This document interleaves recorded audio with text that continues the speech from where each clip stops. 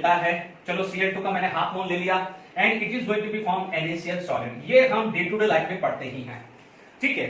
ये बोला जाता है फॉर्मेशन, इसे क्या बोलते हैं, एंथैल्पी ऑफ फॉर्मेशन, यानी किसी भी कंपाउंड को फॉर्म हो रहा है उसे बोला जाता है enthalpy of formation. F stand for formation, ठीक है। ये डिटेल में मैं बात करूंगा थर्मोडायनामिक में और क्या क्या कंडीशंस होती है, बट अभी समझ लीजिए NaCl कंपाउंड फॉर्म हुआ है तो जो एनर्जी रिलीज हुई है it is the energy for the formation. Is it clear? It is the energy for the formation, ध्यान रखिएगा। तो हमने एंथैल्पी ऑफ फॉर्मेशन NaCl की बात करी, ठीक है। तो ध्यान दीजिएगा, F स्टैंड फॉर फॉर्मेशन, यानी this is the enthalpy of formation of any compound. और हमेशा ध्यान रखना एंथैल्पी, जैसे अभी तक हमने पढ़ा है आयनाइजेशन एंथैल्पी, तो यूनिट आप देखो कि जैसे for example ionization enthalpy of caesium is x kilojoule per mole, electron gain enthalpy of chlorine is y kilojoule per mole. तो हमेशा जो भी एंथैल्पी होती है वो हमेशा पर मोल होता है, इसीलिए यहां पर 1 मोल रखा है, यानी जो कंपाउंड 1 मोल प्रोड्यूस होना चाहिए, ठीक है। फिर भी फॉर्मेशन की और क्या क्या कंडीशंस होती है वो हम थर्मोडायनामिक चैप्टर में पढ़ेंगे, ठीक है। तो पहली चीज तो ये तो सिंपल आ रहा है, ये तो आपने इनिशियल क्लासेस में भी पढ़ी होगी। अब आप ध्यान से सुनिए कि यहां पर हुआ क्या है, इज इट क्लियर? आप देखते हैं Na सॉलिड से हम पहले Na गैस बनाया, क्लोरीन से क्लोरीन एटम बनाया, ठीक है। This is the molecular form, it is going to be convert into atomic form, यानी Cl2 को तोड़ दिया, 2 Cl अलग अलग हो गए ना, atomic form.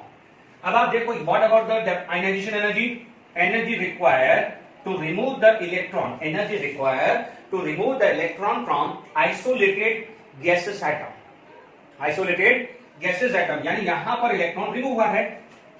What about the electron gain enthalpy? It is the energy chain. This is the energy chain when electron is added into isolated gaseous atom.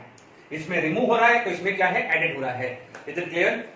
Okay, तो यहां पर क्या बनेगा, Cl माइनस। ये टर्मिनोलॉजी पढ़ चुके हैं, इसीलिए मैंने आपको क्या कहा था कि पहले electron gain enthalpy, ionisation energy terms use रखिएगा, ठीक है। अब आप देखो दोनों सॉल्यूशन के अंदर यहां से ये बनाएगा, यहां से ये बनेगा, एंड फाइनली जब ये कंबाइंड होगा तो this combined with this can also form this.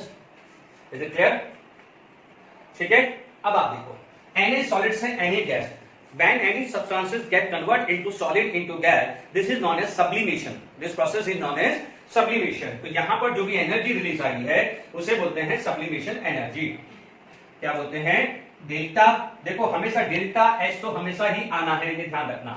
यदि यहां पर क्या है, सब लिख दिया है, शॉर्ट फॉर्म ऑफ सब्लिमेशन सब, या कई बार सब्लिमेशन भी लिखते हैं या एस भी लिख देते हैं, तो ध्यान रखना है ये आ जाता है dissociation.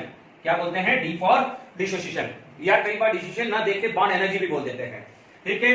This is known as ionisation energy enthalpy and this is non